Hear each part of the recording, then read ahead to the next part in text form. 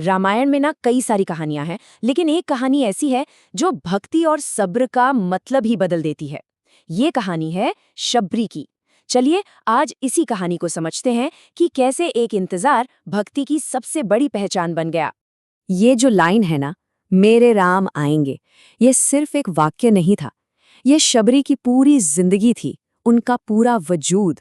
उनके गुरु मतंग ऋषि ने उनसे कहा था, और बस उसी एक बात को, उसी एक विश्वास को पकड़कर उन्होंने अपनी पूरी जिंदगी गुजार दी। सोचिए, यही उनकी साधना थी, यही उनका तप था। तो सवाल ये है कि ये इंतजार था कैसा? कोई एक दो दिन की बात तो थी नहीं, यह आसान तो बिल्कुल नहीं था। हर दिन एक जैसा, और हर दिन में उम्मीद भी थी और लोगों के ताने भी थे।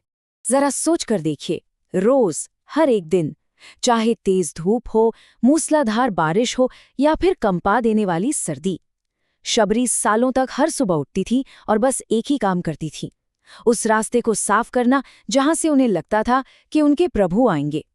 रास्ते से एक एक कंकड़ पत्थर हटाना, उस पर प्यार से ताजे फूल बिछाना और फिर जंगल में जाकर सबसे मीठे, सबसे रसीले बेर चुनकर लाना। ये उनका रोज का नियम था, एक प्रेम भरा अनुष्ठान। अब कहानी में एक मजेदार पहलू आता है।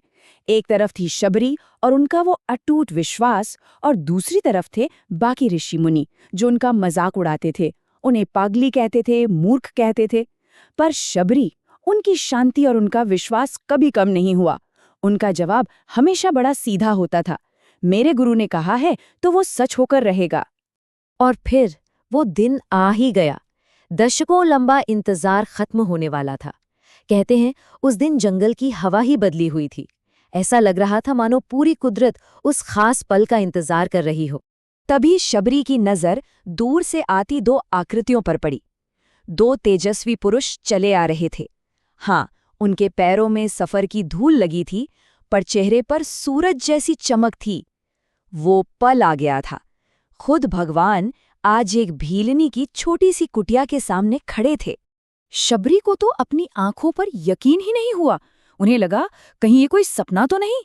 लेकिन फिर जब भगवान राम ने उन्हें माते कहकर पुकारा और कहा, आपकी भक्ति ही मुझे यहाँ खींच लाई है, तो शबरी की खुशी का कोई ठिकाना नहीं रहा। वो बस रो पड़ी और अपने आंसुओं से ही उन्होंने प्रभु के पैर धो दिए। और यहीं से कहानी का वो हिस्सा शुरू होता है जिसे हम सब जानते हैं, जो सबसे ज्यादा दिल को छूता है। वो पल जब शबरी ने अपने प्रभु को कुछ भेंट करना चाहा। अब देखिए, शबरी के पास कोई शाही पकवान तो थे नहीं, बस वही जंगल से लाए हुए बेर थे। पर वो चाहती थी कि उनके प्रभु को सिर्फ सबसे अच्छी चीज मिले, सबसे मीठी। तो उन्होंने क्या किया? उन्होंने एक एक बेर को पहले खुद चखा, ये देखने के लिए कि कहीं कोई बेर खट्टा तो नहीं। ये किसी नियम या तरीके के बारे में नहीं था, ये तो बस प्रेम की इंतहा थी। और भगवान राम ने उन्होंने उन जूठे बेरों को इतने प्यार से, इतने चाव से खाया। असल में वो बेर का स्वाद नहीं, बल्कि उसके पीछे का प्यार चख रहे थे। उन्होंने लक्ष्मण से कहा भी, लक्ष्मण, ऐसे मीठे फल तो मुझे अयोध्या के महल में भी कभी खाने को नहीं मिले। इससे साफ पता चलता है कि ईश्वर को भोग नहीं, भाव चाहिए। लेकिन जहां एक तरफ राम इस प्रेम को देख रहे थे, वहीं लक्ष्मण नियमों और मर्यादा के बारे में सोच रहे थे। उनके मन में एक सवाल उठा, क्या किसी के जूठे फल खाना सही है?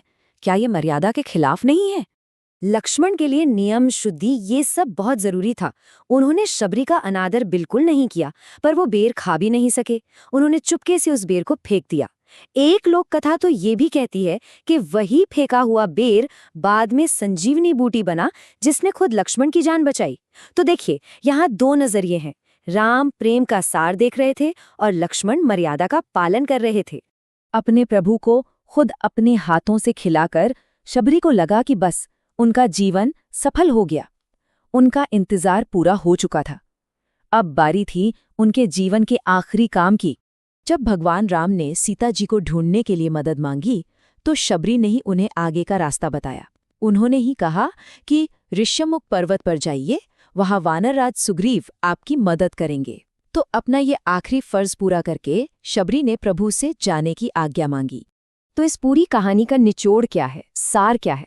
वो ये है कि सच्ची भक्ति में इतनी ताकत होती है ना कि वो खुद भगवान को भक्त के दरवाजे तक खींच लाती है। जहाँ प्यार सच्चा और बिना किसी स्वार्थ के हो, वहाँ भगवान खुद मांगने वाले बन जाते हैं। प्रभु से आज्ञा मिलते ही शबरी ने योग शक्ति से अपने शरीर में ही अग्नि पैदा की, जिसे योगाग्नि कहते हैं, और देखते ही देखते उनका शरीर उस अग्नि में विलीन हो गया। उनकी आत्मा एक दिव्य रोशनी बनकर हमेशा के लिए प्रभु के धाम में चली गई। उन्हें मोक्ष मिल गया, जन्म मृत्यु के इस चक्कर से आज़ादी। उनकी उस बिना शर्त वाली भक्ति का ये आखिरी इनाम था। आज की इस भागदौड़ वाली दुनिया में, जहां हम सबको हर चीज़ फौरन चाहिए, शबरी की ये कहानी हमें सब्र और सच्ची लगन का मतलब समझाती है। यह हमें सोचने पे मजबूर करती है कि जब हम किसी को कुछ देते हैं तो हमारा ध्यान इस पर होता है कि क्या दे रहे हैं, या इस पर कि किस भाव से दे रहे हैं। शायद निस्वार्थ प्रेम की असली पहचान किसी महंगी चीज़ में नहीं, बल्कि देने वाले के भाव में ही छुपी होती है।